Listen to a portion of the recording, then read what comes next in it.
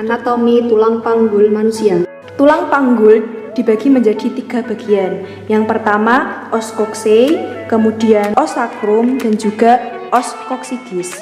Batas atas yang tebal disebut dengan crista iliaca. Ujung depan crista iliaca yang menonjol ini disebut spina iliaca anterior superior, dan yang ini spina iliaca posterior superior. Pada bagian belakang ini spina iliaca anterior inferior. Ini disebut spina iliaca posterior superior. Ini disebut spina iliaca posterior inferior. Ini disebut dengan linea terminalis. Kemudian tulang duduk atau ischium. Yang ini disebut dengan spina ischiadica. Ini insicura ischiadica mayor. Yang ini disebut insicura ischiadica minor. Tonjolan di bawah ini disebut dengan tuber ischiadicum.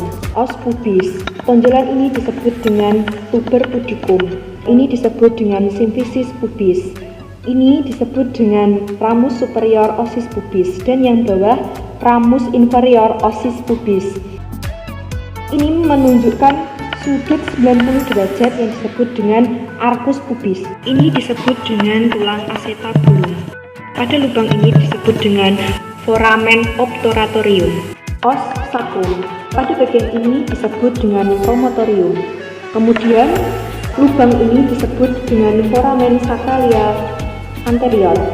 Cuat-cuat di sini disebut dengan crista sacralis anterior. Di sini yang menghubungkan antara os ilium dan os sacrum adalah ligamentum sacroiliaca. Tulang tungging ada 1 buah, berbentuk segitiga yang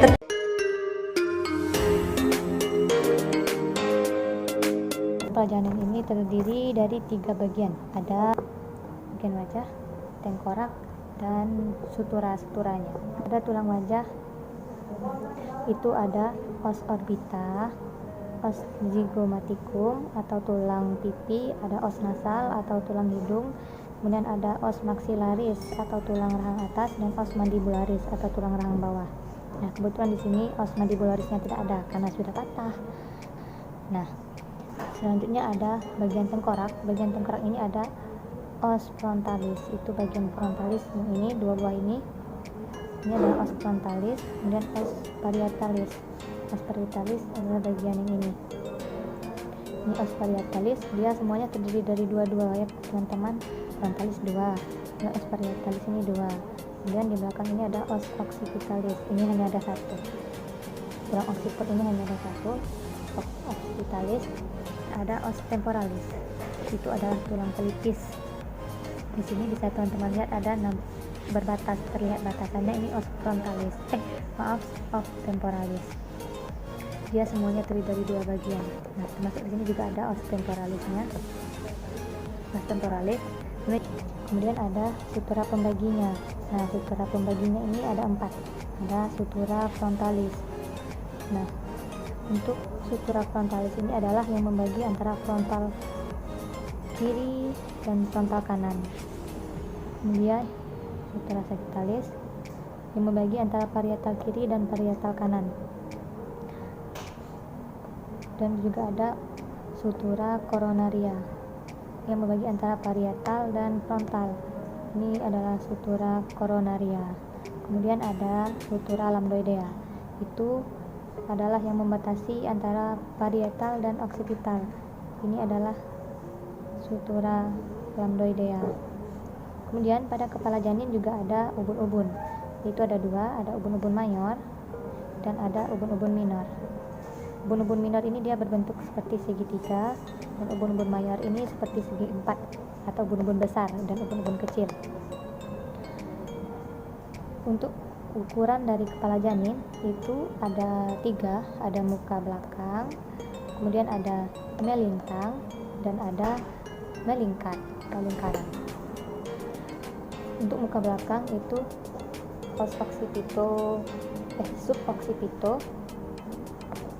Dari suboccipito bregmatica itu ada 9,5 cm.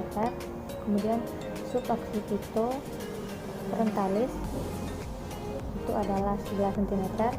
Kemudian dari fronto occipitalis itu adalah 12 cm.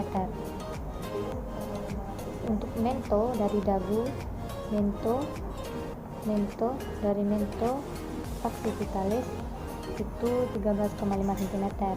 Kemudian ada submento bawah dagu, submento bregmatica sampai ke sini. Submento bregmatica itu 9,5 cm. Kemudian untuk ukuran melintangnya itu ada hanya dua, ada bitemporalis dari temporal kiri ke temporal kanan itu 9 cm. 8 cm. Kemudian biparietalis itu dari parietal kiri ke parietal kanan itu adalah 9 cm. Untuk ukuran melingkar itu ada tiga, ada circumferentia, suboccipito, bregmatica. Nah, seperti ini. Dari occiput ke bregmatica. Nah, suboccipito bregmatica adalah 32 cm. Kemudian circumferentia fronto-occipitalis. Suboccipito dari fronto, dari tulang dahi, dari fronto occipitalis ke occipital. Ini 34 cm. Kemudian circumferentia mento occipitalis itu dari dagu ke occipitalis. Nah, ke occipitalis itu seperti ini. Ini 35 cm. Teman-teman, kalau pada tongkat itu nampak ada terbagi-bagi karena ada ini suturanya yang membagi. Jadi kita mudah melihat mana batas-batas dari bagian dari tengkorak itu. Frontalis, biparietalis, temporalis, parietalis, occipitalis, temporalis. Nah, jadi ada 4 bagian. Kemudian sutura sagittalis, sutura frontalis, sutura coronaria, sutura lambdoidea, ubun-ubun minor dan ubun-ubun mayor. Nah, itu adalah bagian dari kepala janin dan ukurannya. Semoga teman-teman bisa memahaminya dan terima kasih. Assalamualaikum semuanya. Di video kali ini saya akan menjelaskan proses atau mekanisme persalinan. Mari kita simak videonya. Tahap pertama dari proses persalinan adalah engagement, yang mana engagement itu artinya kepala sudah memasuki pintu atas panggul.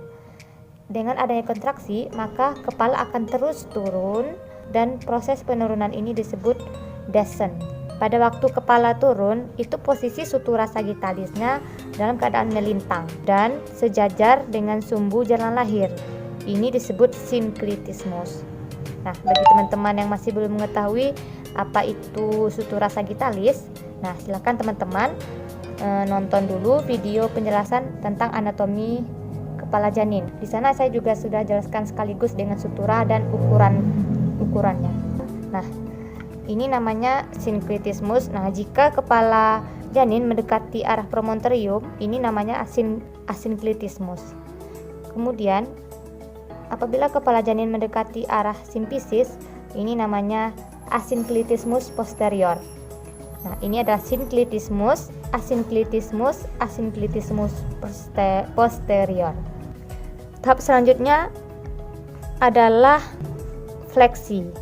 Ketika kepala bayi ini hampir mendekati HOT3 atau mendekati spina ischiadica dan menyesuaikan dengan jalan lahir, maka kepala bayi akan mengalami fleksi. Yang mana fleksi itu dagu mendekati dada janin. Bagi teman-teman yang masih belum mengetahui apa itu spina ischiadica, silakan teman-teman nonton dulu penjelasan video tulang panggul. Nah, kemudian karena ada kontraksi tadi, dia akan terus terdorong turun. Nah, karena terhambat oleh koksigis, maka terjadilah putaran paksi dalam. Ini sekaligus dengan menyesuaikan dengan jalan lahir. Setelah putaran paksi dalam selesai, maka kepala janin akan mengalami ekstensi. Nah, ekstensi itu kebalikan dari fleksi. Yang mana fleksi tadi seperti ini, sedangkan ekstensi itu dagu itu akan menjauhi dada. Nah, akan menjadi seperti ini. Di saat ekstensi ini, maka kepala janin akan lahir. Kemudian tahap selanjutnya akan terjadi putaran paksi luar setelah ekstensi tadi. Putaran paksi luar ini terjadi karena bahu menyesuaikan dengan sumbu jalan lahir. Setelah putaran paksi luar selesai, maka akan terjadilah ekspulsi, yang mana janin akan lahir seluruhnya.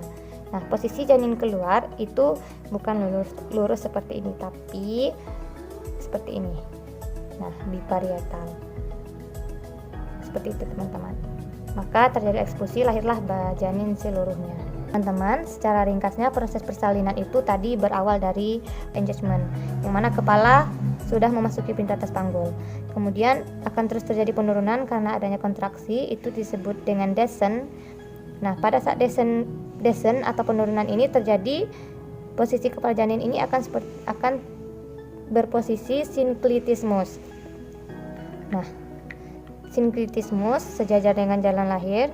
Asinklitismus, kepala janin mendekati promontorium. Asinklitismus posterior, kepala janin mendekati simfisis.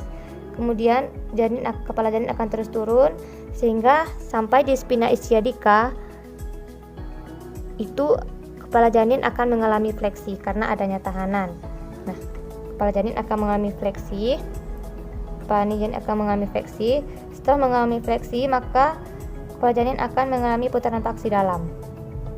Setelah putaran paksi dalam